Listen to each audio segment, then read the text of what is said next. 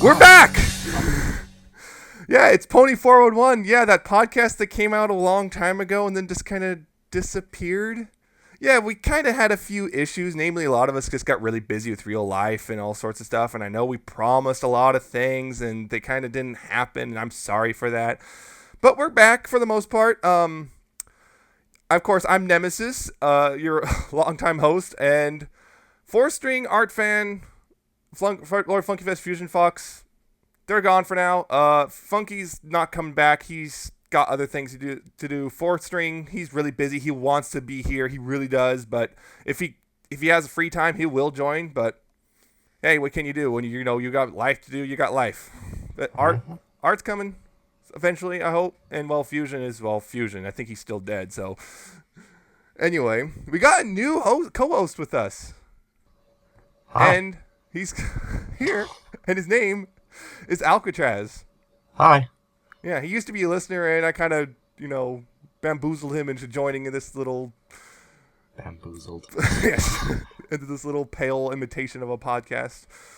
But, yeah, so he's here. He's from the same forum I'm on, Pony Central. And, surprise, he also likes ponies. No. I brought some guy who absolutely hates him on here for some reason. I don't know why. I know. Yeah. Why would you want to bring someone who likes them on here? I know. God. But anyway, so just tell us a bit about yourself. I guess starting off, who's your favorite pony? Well, that's obvious. It's Rainbow Dash. By a long shot. And why is this? Oh, where to begin? I don't know. It's actually kind of hard to actually say why. There's just too many little things. But freaking awesome, I'll have to say that. And I love the design too, but mainly personality. I just love the personality, and wings are awesome. I see. Okay, so what do you do for a living? For a living, well, I'm a part-time IT technician for a local community college. Nice. So it's really, really nice. I didn't think I would enjoy it, but I actually do. Right. Surprisingly enough, it's tech support, but I actually enjoy it. Apart from every now and then. Those people. Yes, we have a few of those people, but most of the time we don't have that many horror stories. Why don't I see anything? Because your monitor's off. Yeah, I don't even want to count how many times that's been an issue. My screen's not working. There's nothing coming up. Did you hit the button? Which button? The one in the corner with the little orange light. Oh, it turned green. Oh, it's working now. You're welcome. Yeah. Yes. Yeah, you'd be surprised how much that actually happens. Yes. People think you're always exaggerating, but it's not the case. No. So, anyway, I guess how I got into this? Yes, how did you get into the ponies? How did I get into this fandom? Well, started off, I think not really early, but somewhere 2011. I was online a lot. I was actually browsing 4chan. That's where I started to see things. At first, I just passed it off as just 4chan being 4chan, and didn't really think much of it. But around mid-2010, I ended up stumbling upon a video. It was a song by Alex Ass, his glitch remix of the theme song of FIM. And I liked it. And I'm like, I like this. Why do I like this? This isn't right. Why do I like this? So I downloaded the song. I kept listening to it. I still didn't. It's like, wait. If people are making music about this, maybe there's something a bit more. Not just be 4chan being 4chan. But I still didn't really start digging into it. But it kept kind of sitting back there. Then August 2011, PAX 2011, PAX Prime. I was there with you, Nemesis. Yes. I think, I'm trying to remember, my memory's a little fuzzy, but I think there was like a sign up by one of the theaters. Was it the Unicorn Theater? Yes, it was the Unicorn Theater. And there was a sign up on the wall with Twilight on it. I think I asked you about it or something. Because I knew you were online and you knew about stuff that was going on. So I asked and we talked. I'm trying to remember exactly, but I remember we were at a panel talking more. And I mentioned that song that I had heard. And that got us talking even more and more about it. Throughout the day, I think we kept talking about it. Until on the way home, as we're that night, continued talking about it, and he convinced me to start watching the episodes. I think I watched like 3 episodes that night before I had to go to bed, and that was that. I just kept watching them next day. And I remember when we were actually on Xbox Live later, and he says, "I hate you." I hate you. This is yes, and then came the you can only blame yourself. Only blame yourself whenever I found something. I could just barely hear it on in the background. I was like, "Yep, he's watching it for real." Yeah. Things happen, you know. Yep. Shortly after that, I just kept getting more and more into it, finding more and more things. Eventually, Nemesis here got me into the forum. And I started posting on that, started warming up, and I ended up becoming, now I'm a staff, which still kind of surprises me to this day. But yeah, that's pretty much that. Yeah, that's crazy. Yeah, I went to him with Everfree too, both years. Twice, I think I had to. Didn't I have to? I think I actually was the one who pushed you to go to the first one. Yeah, I was not really too keen on going alone. Yeah, you weren't too keen on going, and then there was financial issues, so I offered to pay your way, and then that got you to go. Yeah, so there we go. You're welcome. Oh, I'm not sure if So that pretty well sums it up. Yeah, I mean, it's like, yeah, so basically, you know, he was already kind of intrigued, but I kind of pushed him over the edge. Yep. That's the kind of friend I am. I'll push you over the edge of a cliff. Yes, both figuratively and literally. So, yeah. So that's, I guess, I can't think of anything else to ask you. I mean, not much relevant. I mean, yeah, except I guess we actually, yeah, as you probably infer, we both know each other in real life and have known each other for a long time. Yeah, I can't even count how long. I think we can technically consider it over Half-Life. Yeah, over Half-Life. Over Half-Life. Half-Life. Thank you, Base Gaben. Yeah. I don't know how many years it's been, but we're somewhere 14, in the double 15, digits something now. like that. Yeah, I don't know. It's been a long time. So been a long time. It's interesting. But anyway, I guess that's not really why you're here. I mean, No. I guess it's okay to know about some new dude, but who cares about that? No one cares about me. You know, we got an episode to talk about, and yes, I know we missed the premiere, and anyway, it was great. We both think that, I believe. Yes, it was. The premiere was good. Yes, the premiere was amazing. We missed it. You know, things happened again. You know, just kind of thought this thing was dead, and I was all freaked out. But we're back. We're gonna actually talk about Castle-Mania, the 3rd episode. And I do have a slight confession to make there. I know that's a reference to the games, the Castlevania. I have never actually played the Castlevania games. I played one once. Oh. So, yeah. I know, and everyone talks about them, but I've never actually sat down and played them. So I'm hoping there's not a whole bunch of other references to the game that I completely missed. As far as I could tell, no. Okay, there are not. Otherwise, the internet would be going crazy about it, but they're not. But anyway, so the basic plot of the story is, well, Twilight and Spike are going to the old castle of the Two Sisters in the Everfree Forest because they're trying to find out about the box. And Celestia told Twilight that there might be something there to help her. And then it turns out 4 other ponies, you know, Applejack, Rainbow Dash, Rarity, and Fluttershy all wind up going to the same castle for different reasons. And then shenanigans ensue. Shenanigans. Woohoo, shenanigans. I like shenanigans. So, I guess, overall, first off, did you like it? I thought it was a good episode. Definitely enjoyed it. It wasn't as, epic, if you might use that word, as the premiere, but that's to be expected. Yeah. But it stood pretty well on its own. Right. I think, yeah, I'll get into that later as we get to it. All right. So, I really loved it too, and if these episodes keep up at this quality, I think season 4 is going to be phenomenal. Most definitely. I'm just really hoping we don't get one really bad episode. I really hate it when that happens. 26 episodes for this season. It's probably going to happen, but eventually, hopefully not. Yeah, actually.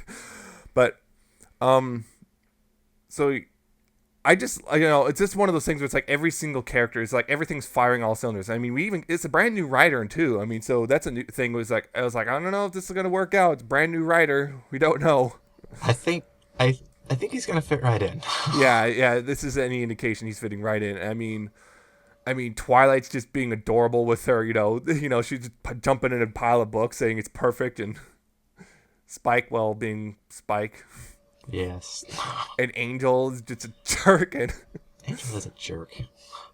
and oh my god, the faces. I mean, Oh. animation. I say this every season, but the animation just gets better and It better. does. I'm noticing. I don't know if maybe it's just the having the downtime between season 3 and 4, but I'm definitely seeing improvements in animation. It looks really really good. I mean, all those faces.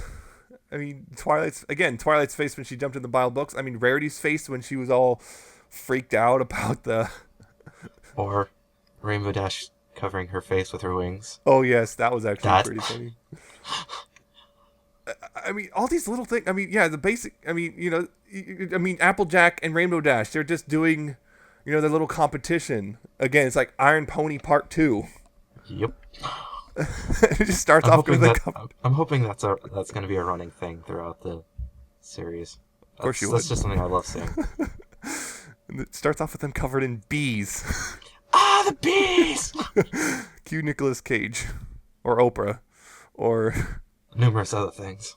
Seinfeld, Oh, the bees. or Zim. Yes, bees. But then it turns out, oh wait, they're not actually covered in bees because they're actually wearing those.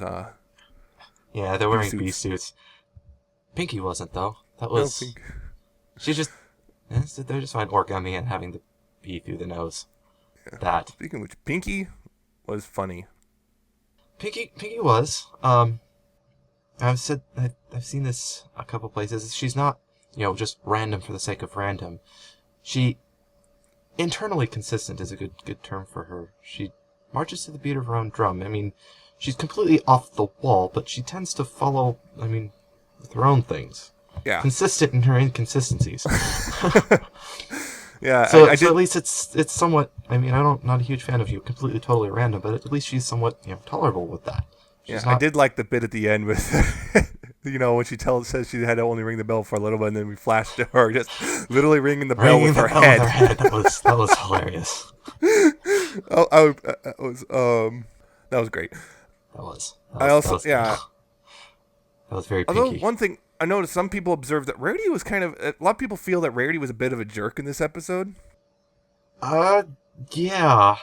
I kind of feel the same way, but I've never been a huge fan of Rarity myself for basically that reason. I kind of Right. see that in a lot of places, but that might just be me.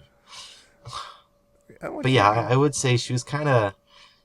I want to say she kind of used Fluttershy. Not really in the same sense people use it. I mean, not like huge used her, but kinda. I mean, a lot of the stuff. Couldn't she just use her magic to get the drapes down? Well, she obviously tried, but apparently it was too heavy for her. Well, I don't know. I mean, the really big one that Fluttershy got stuck in, she didn't even try at all. She just told Fluttershy to go do it, and then she got stuck. I was like, Yeah. really, Rarity? Really? But, I don't know.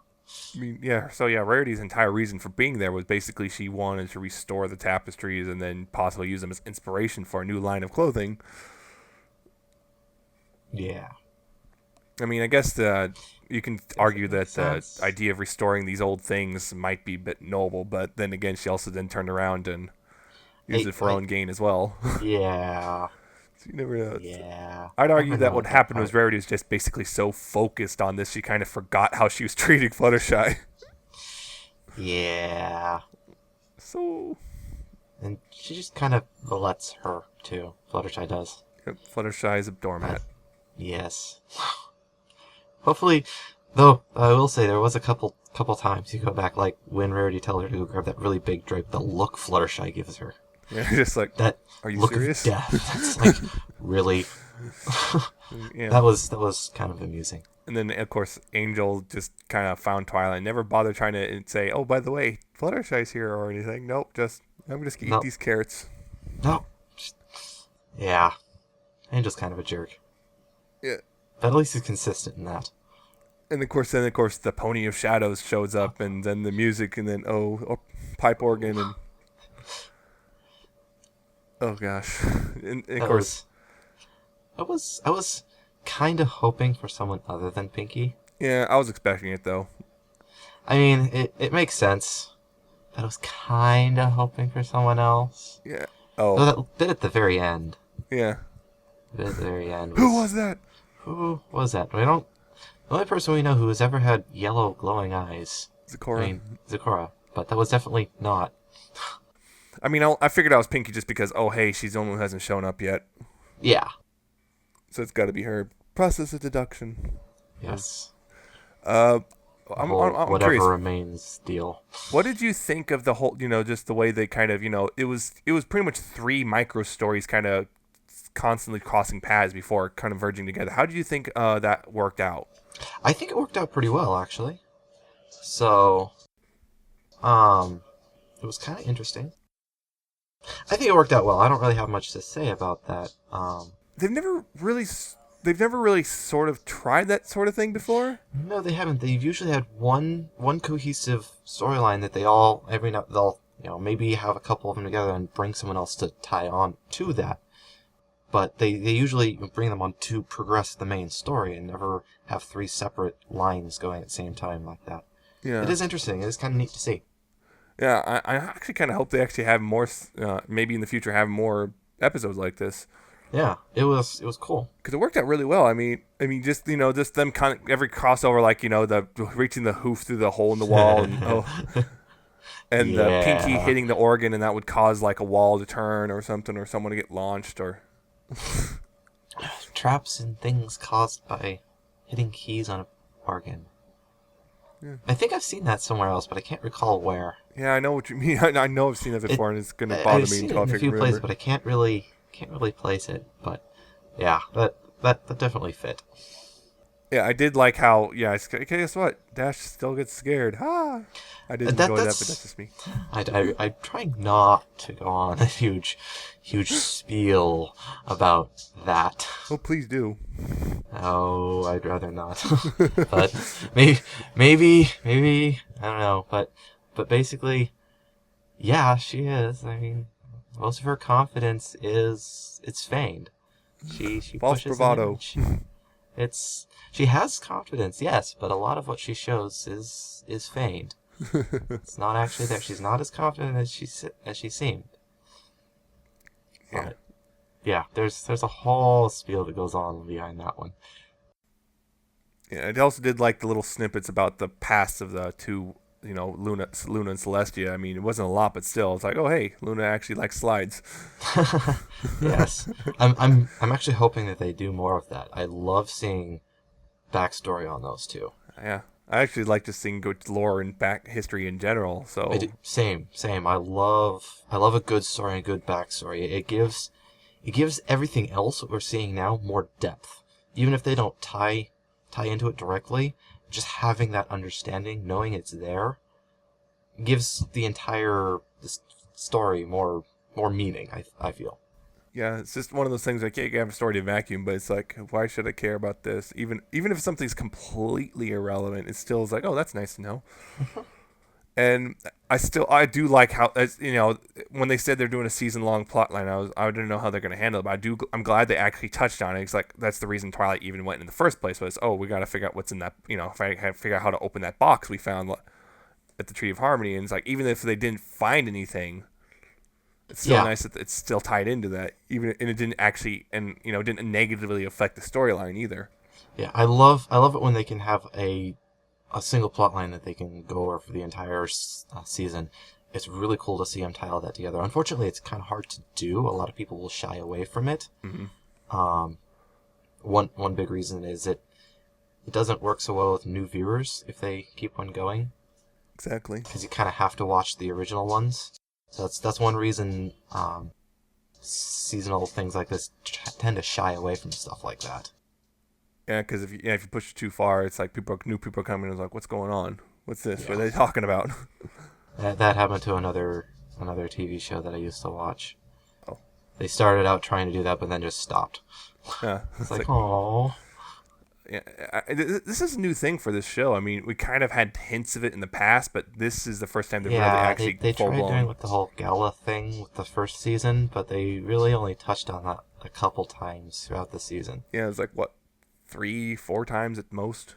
Something like that. I mean, they had the tickets. Yeah, Ticketmaster Ticketmaster was the start, and then Suited for Success. Yeah. And then, of course, the season finale, so... Yeah, so that was... I mean, it was there. It was kind of an understood thing, but they never really talked about it, so... Yeah. And this one, and the thing is, also, you got to watch out with this sort of thing, is sometimes if you get too focused on the overarching plotline, you kind of forget the storyline in this particular episode, and then both suffer because you don't dedicate enough time to either of them.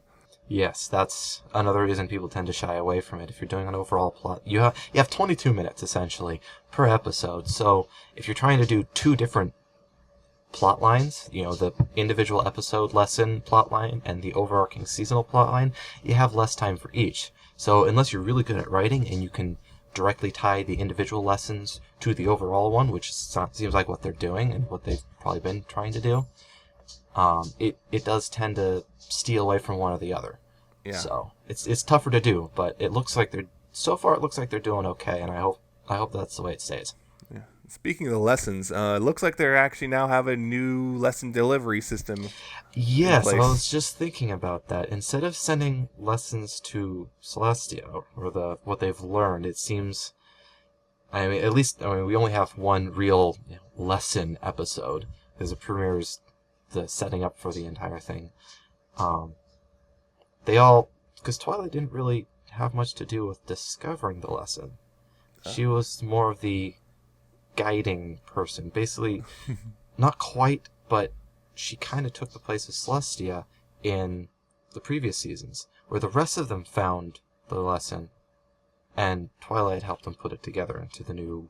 Now they're doing a diary kind of a thing, instead of sending the letters to Celestia. Group diary. Yeah. But it seems what you write in that. Yeah. Seems that Twilight, at least in this episode, we'll see what happens in the later ones, she seemed to be kind of outside of that a little bit. Not completely, but a little bit. Ruined forever! I mean... So, yes. But, yeah, I mean, she wasn't really affected because she's just sitting there reading and then kind of occasionally the noise or whatever. It's just an old castle. Completely oblivious because she's sucked into her books. Yeah, I know that feeling. Huh?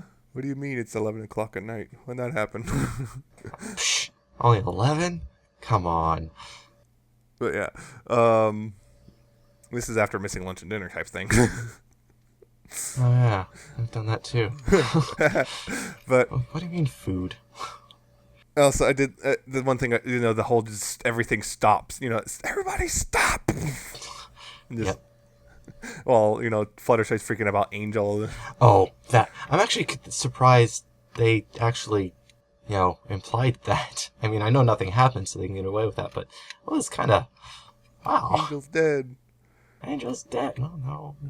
Holy and crap. Spike rejoiced. Spike. There's that one GIF that's floating around the deleted scene. Oh. The deleted scene GIF. I'm free. I'm free.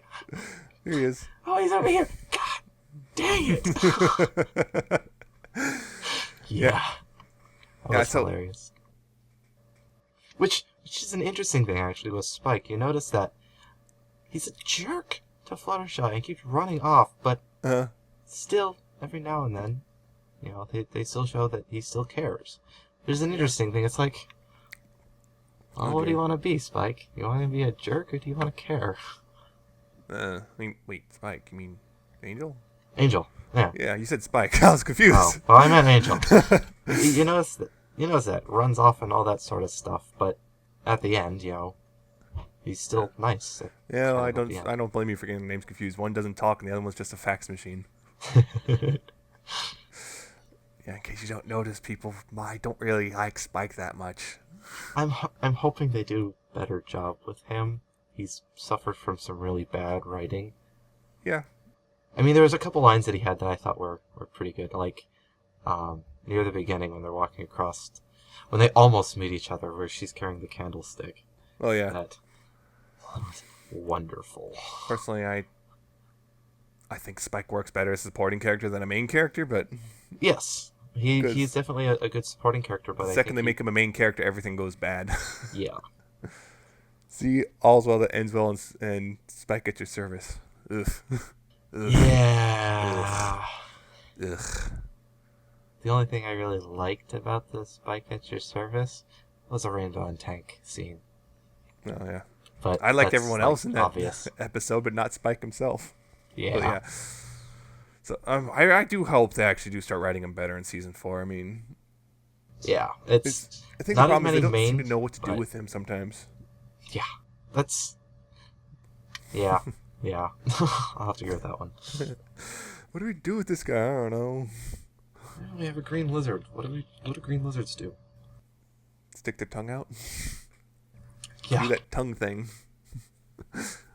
But I can't think of anything else really to talk about this episode about, I guess. I mean, yeah, it was a good start. That's what I'll say. It was a good episode, and it was a great start for the season.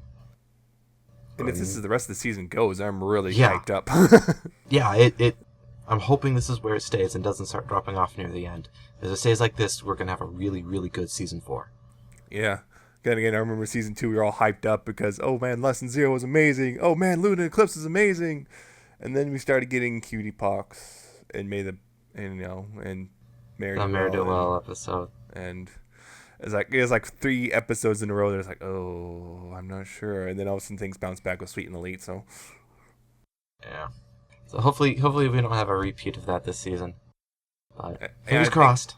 Yeah, I'm just hoping if there's any like mediocre episodes, they're at least fairly well spaced out. Yeah, we don't have like 3 back-to-back or something. But yeah, the one I'm really looking forward to is Power Ponies. I mean, oh man. Oh man. Yeah. Superhero ponies. Trying not to give spoilers on that. Oh, come on. Not a big deal. I mean, we'll have to tag spoilers if we want to talk about that. But we're not going to talk about that. But yeah, I'm just really looking forward to it. Everyone knows about it. Yeah. That one does look good.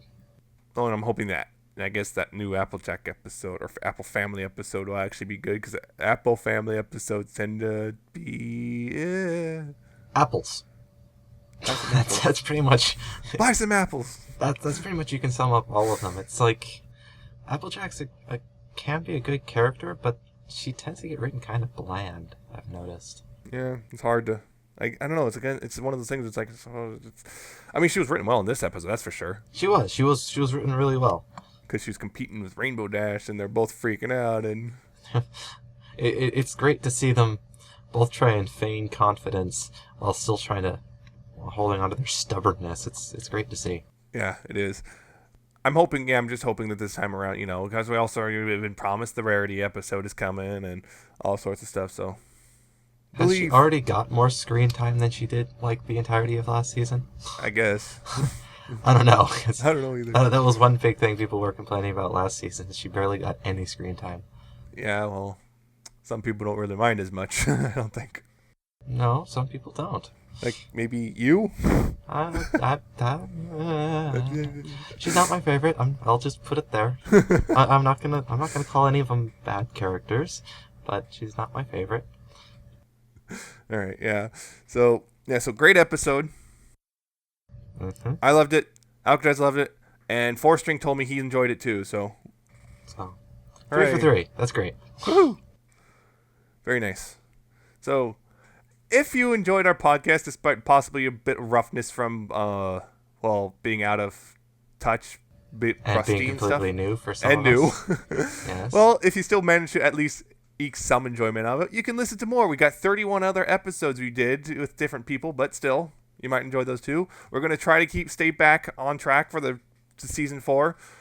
Sorry about missing the premiere again. Things happen. But of course, follow us on Twitter to get all our updates about the podcast, and that's Pony401.